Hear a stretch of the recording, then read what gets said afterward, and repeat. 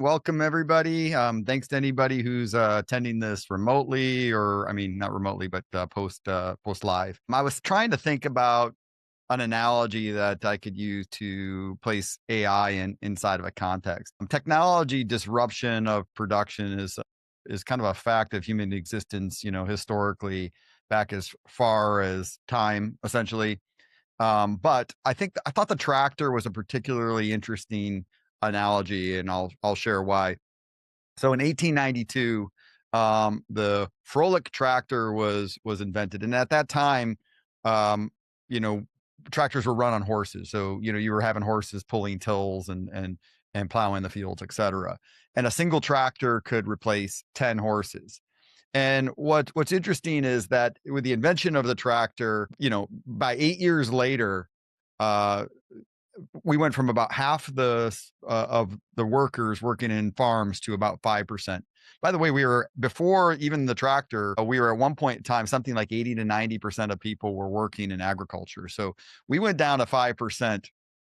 And one of the things about that, what's happened is food production exploded, and we were able to move on to lots of other interesting pursuits as humankind.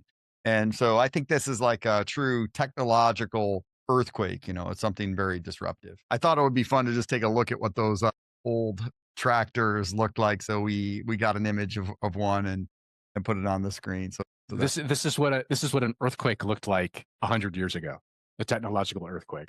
and one thing to kind of keep in mind is that our current version of a large language model will look something antiquated like that in only a short number of years from now. One of the things that we talk about is this is the worst AI is ever going to get, and it's still pretty amazing. So let's talk about tools. The tractor doesn't plow a field by itself. Like any other technological tool, it needs an operator. It also needs a bunch of other things, which is why I think it is an interesting analogy to AI. So, it needs fuel. So you've got to have a whole other industry kind of refining fuel in order for a tractor to work. More than anything, it needs an operator, someone that knows how to use that tractor. It also needs attachments, things like a plow, things like a till, and it needs tires, and of course, it needs mechanics and an infrastructure to repair it. So that's kind of what we're kind of going to be talking about today is what is the infrastructure requirement, the supply chain, so to speak, of AI. And there's two kind of competing narratives right now that are trying to win and occupy the minds of society. So there's the doom and gloom side of it, which is something like AI is going to take all the jobs. And then without any humans working, nobody will have any money. And because nobody will have any money, nobody will buy anything.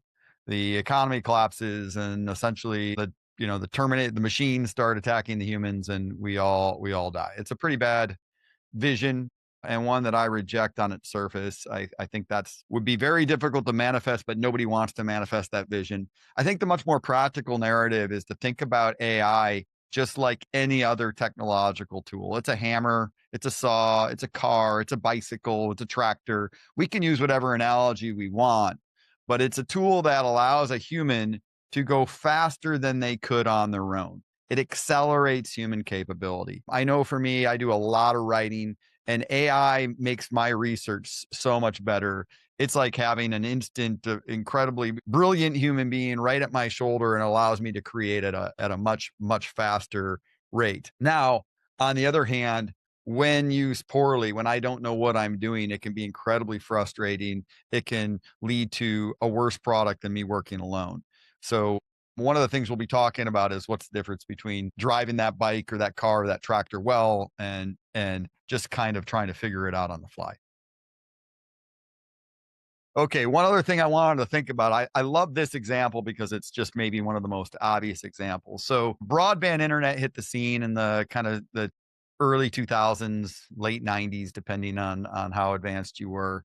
And there was at that time Blockbuster was had a market cap of something like $500 million or something like that.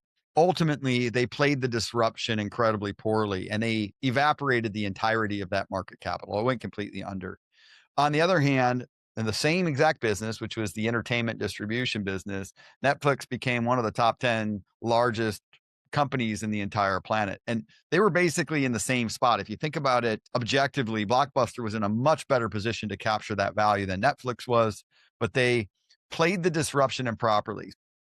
I like to think of a technology disruption not as a threat or an opportunity, but as both packaged in the same coin. And it depends on what we do and how we play it that manifests whether or not we become a winner or a loser. And one of my favorite thought leaders, Jim Collins, wrote about this. He called it return on luck or ROL. And he studied a bunch of companies that experienced the same luck event that could be objectively defined as good or bad.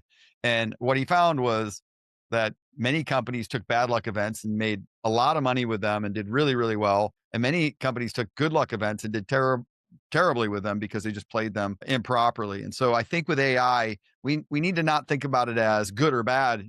We need to think about it as is. It is something. And what we do with it, how we interact with it is gonna make whether or not we're the Blockbuster or the Netflix out of this.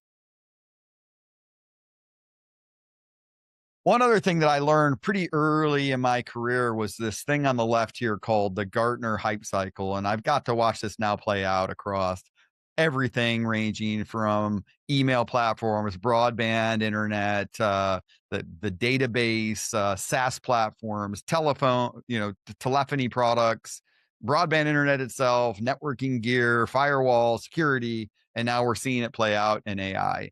And it is super predictable. And when I first started using ChatGPT, thinking, oh my gosh, this thing is really, really cool, I already knew that all the haters were going to come in some period of time. And I could already see the articles because what we knew was going to happen was there's going to be this trough of disillusionment. It's basically a guarantee. And the point I really want to make on this slide is that the trough of disillusionment has nothing to do with the technology. It has to do with the gap between the expectation people have with the technology and its current limitations, which is a gap that can be bridged with expertise and understanding the technology, where it works, where it doesn't, and implementing it appropriately.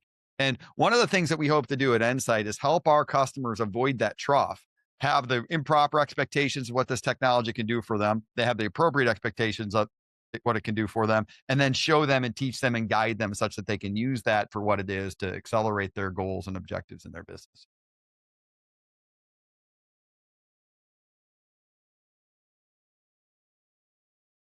Okay, but humans like very, very simple tools. They like things that just work.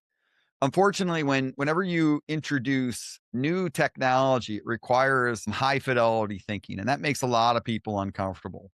They want to ask ChatGPT a question and have it answer the question perfectly, just as if it were perfectly dialed in. And if it doesn't, they want to throw up their hands and be like, "This stinks." As opposed to being like, why isn't this doing what it's supposed to do? I thought it was supposed to do this, and understanding that there are many different models. The models have something called a context window. Maybe you ran out of your context window. Maybe you shouldn't be using one model. You should be using another. Maybe you should be using a project instead of a chat. Maybe you need to upload documents. There's a training and expertise. And you know this if you've ever been stuck on the side of the road with your car and all of a sudden it transforms from a car to a pit of snakes and you're trying to figure out how to troubleshoot something you don't really know, and you need what? A mechanic. And you need an infrastructure, you need a tow truck. And what we're trying to do is essentially make sure that the people know how to drive their cars and that the failure is not one of user error. What makes matters worse is that the industry is investing like literally billions, if not, I think it's trillions of dollars into AI right now, which means that with it's changing so rapidly that keeping abreast of what it can do and what it can't do, like you might think you know what it can't do, but tomorrow it can. And now you have to reconsider all the things you've already written off your list. And so that's why we think it's so important to align with our appropriate guide. And we'll be talking more about that as the presentation moves on.